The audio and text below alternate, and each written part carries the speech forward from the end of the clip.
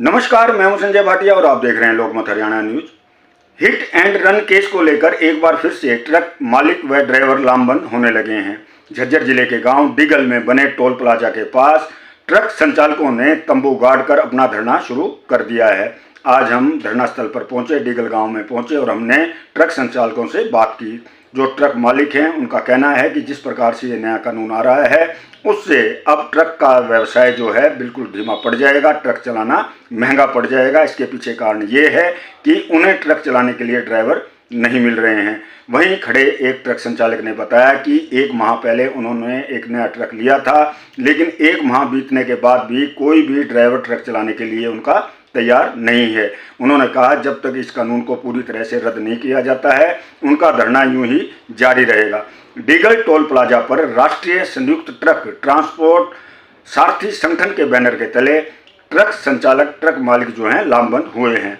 आज हम जब डिगल टोल प्लाजा के पास पहुंचे थे तो हमने कुछ ट्रक मालिकों से बात की, तो आइए सुनते हैं इन लोगों ने क्या बताया।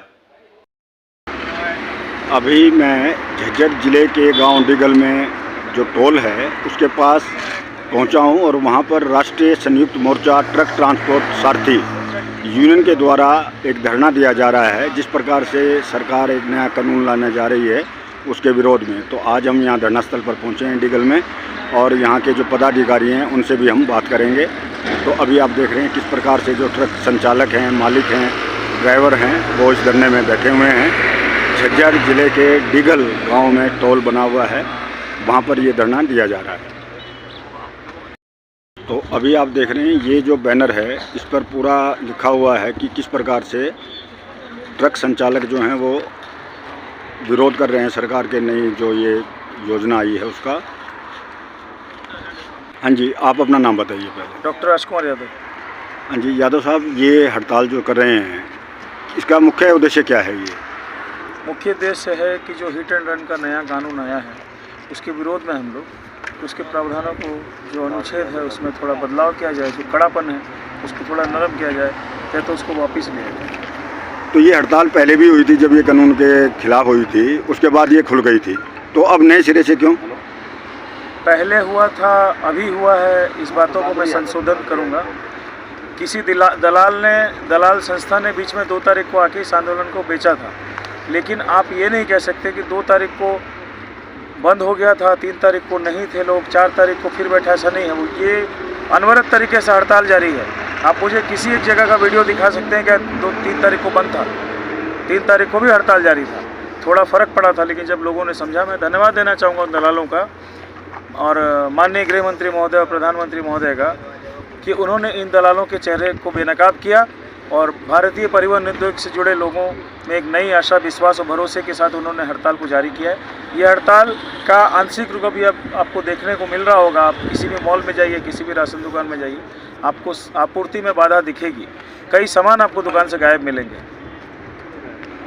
नहीं, अब आप कह रहे हैं कि आपूर्ति में बाधा मिलेगी, लेकिन उतना असर दिखाई सड़क पर नहीं दे रहा है। ये तो ठीक है, आप धरना दे रहे हैं, यहाँ कुछ लोग बैठे हैं, ट्रक संचालक बैठे हैं, तो इससे क्या आप मान रहे हैं कि सरकार झुकेगी?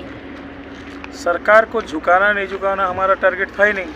हम तो अपने संगठन के तरीके से अपना काम कर रहे हैं और आप भी जानते हैं कि परिवहन का 1% भी यदि फ़र्क पड़ता है तो पूरे देश में इसका फ़र्क दिखता है, भले समय लगे।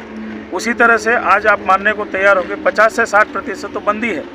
ठीक है, हरियाणा में थोड़ा कम है, लोग समझ नहीं पा रहे हैं कि ये कानून उनके लिए आ रहा है, लेकिन यदि देश में पूरे संपूर्ण राष्ट्र में आज के डेट में 60% से ज़्यादा गाड़ियाँ खड़ी हैं, तो क्या आपको लगता है कि आपूर्ति बाधा नहीं दिखेगी? तो अब तक आपकी कोई वार्ता ऐसी हुई है ऊपरी स्तर पर के जो समाधान निकल सके इसका कुछ? शायद सरकार का अहंकार अभी भी बाकी है। हम लोग इंतजार कर रहे हैं कि अहंकार टूटेगा। अहंकार तो रावण का नहीं रहा, सरकार का क्या रहेगा। इस विषय को से अलावा भी अन्य कोई विषय है आप लोगों का? अन्य विषय हमारे पास ये है कि पूरे देश में यदि सबसे महंगा जो चालान होता है इसमें हरियाणा सरकार को हमें चल के समय दें यदि मुख्यमंत्री महोदय, तो मैं माला पहनाना चाहूँगा कि जहाँ अन्य राज्यों में 20,000 का फ़ाइन होता है वो इसी राज्य में आके 2 लाख हो जाता है। आप माइनिंग का समय देखिए, उड़ीसा से मैं बिलोंग करता हूँ, उड़ीसा में 7 दिन का समय होता है एक ट्रिप यदि आप लेके जाते हैं 100 किलोमीटर, और मेरे हाथ में एक पर्चा है, इसको 500 किलोमीटर का डिस्टेंस तय करना है। 500 किलोमीटर में माल पहुंचाना है, 11 घंटा का समय दिया गया है। ये एक्सीडेंट का कारण नहीं है। यदि इस तरह की गाड़ियां एक्सीडेंट होती हैं तो एफआईआर मुख्यमंत्री महोदय पे होनी चाहिए, क्योंकि इसमें आम जनता का कोई कारण नहीं है। आप एक लिमिट डिस्टेंस को एक लिमिट समय में ही तय कर सकते हैं। और ये जो धुंध का समय है, आपको लगता है कि आप नॉर्मल स्पीड में गाड़ी चला पाएंगे? जो गाड़ियाँ 60 से 80 जो मानक स्थिति में है, जो सरकार के द्वारा सुझाया गया है कि इस स्पीड में चलना चाहिए, मुझे नहीं लगता ये पहुंच पाएंगे 11 घंटा में। खुद बोल रहे हैं कि माइन से निकलो और सीधा जाके खाली कर दो। कैसे पॉसिबल है ये? 500 किलोमीटर का 50 किलोमीटर भी एवरेज होता है, 500 किलोमीटर में प्रति घंटा 50 किलोमीटर, तो ये गाड़ी पहुंचाने में सक्षम नहीं है।